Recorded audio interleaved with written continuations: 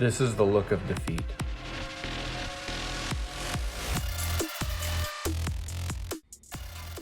Did you miss me?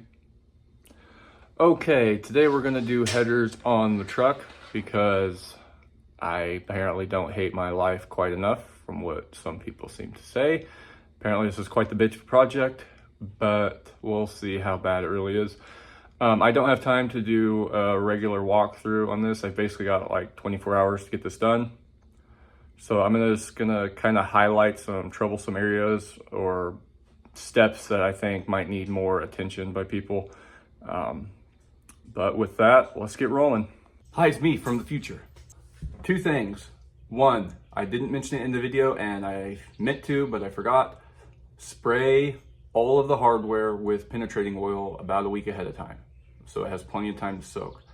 I sprayed it like every couple days for about a week ahead of time, and that helped a lot. There was very, very few stuck bolts. There was 2 studs that were stuck that fought me a little bit, but I was able to get them out without them breaking. So make sure you do that. That's very important. And number 2, the main reason I make these videos is just for advertising for the paddle shifters.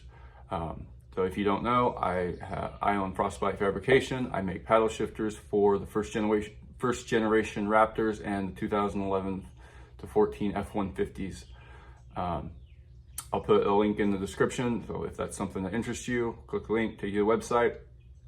Thank you very much, and back to the video.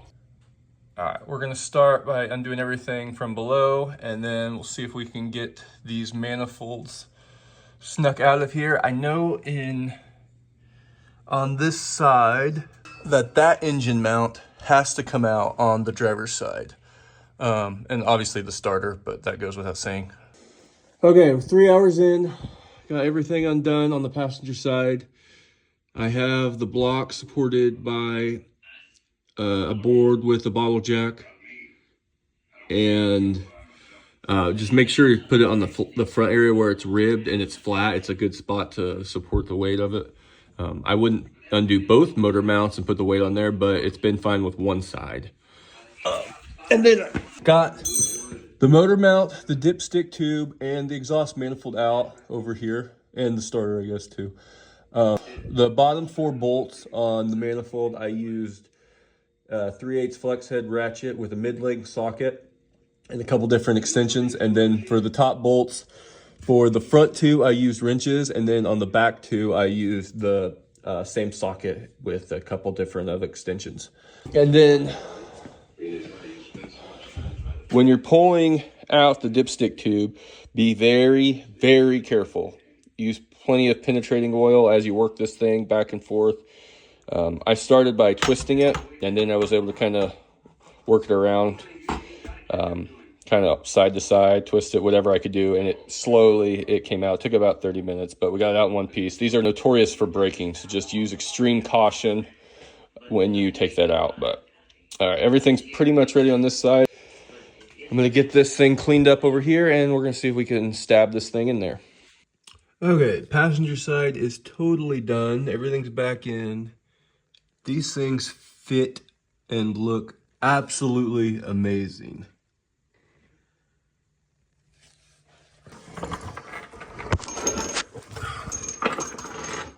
Everything is just perfectly spaced out. I mean, you could not fit these any better. So it took right at 6 hours to get to this point. I'm gonna take the drive shaft off, the front drive shaft off on the other side, and then we will get started on the driver's side. Okay, well that sucked. Took 3 hours just to get that manifold out. I ended up having to take off the front drive shaft, which I discussed, but I also ended up having to take out that engine mount. There was just no way to get to the front lower 2 bolts of this manifold without taking that mount out. So finally got it out. We'll get this cleaned up and then get the RTV on it and start fitting the header on this side. Having trouble sleeping because you're worried about the headers? Are you stressed out because you've been dicking with these headers? Try Shell Shock CBD. And I'm actually serious. We are now affiliated with Shell Shock CBD.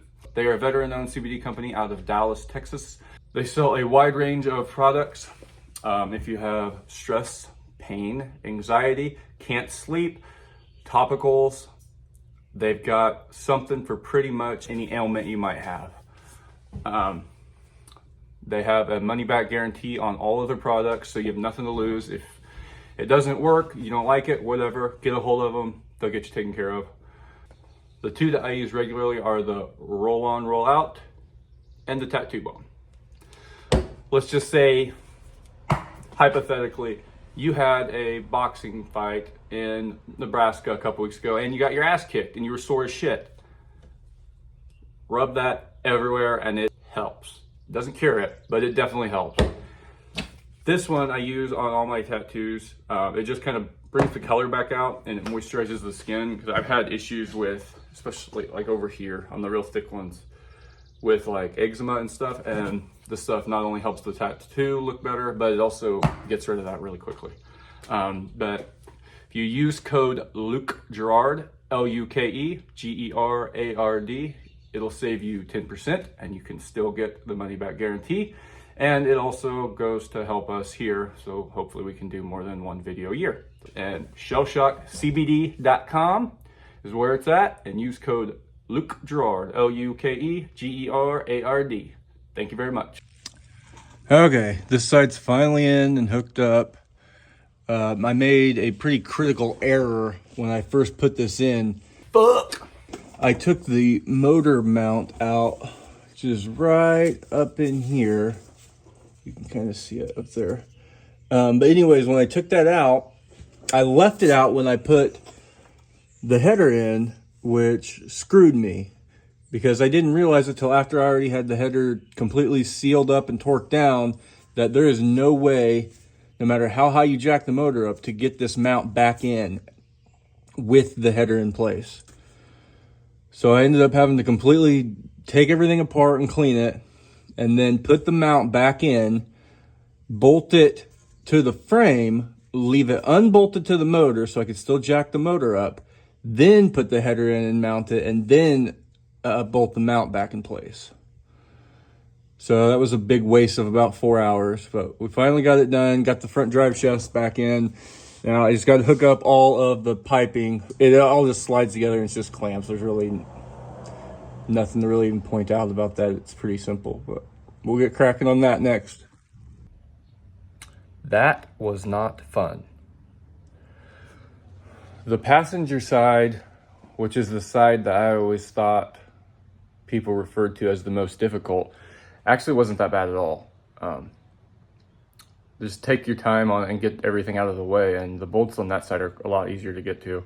The ones on the driver's side are a pain in the ass. There's no two ways around it. And if you make the mistake of putting the headers in before the engine mount, like I did, it becomes a bigger pain in the ass because you get to do it twice. But after that, just plumbing it all in is easy peasy. It's just a standard exhaust kit from that point forward. Just plug everything in and keep the clamps loose until you got all lined up and it's good to go. But yeah, it's done. Took right at about 16 hours total. So an intensive project, but you consider 3 or 4 of that was just redoing a mistake. That puts it down there about 12 hours. That's pretty reasonable for 1 7/8" headers in a full-size truck. So I'll fire it up so we can see what it sounds like, but here we go.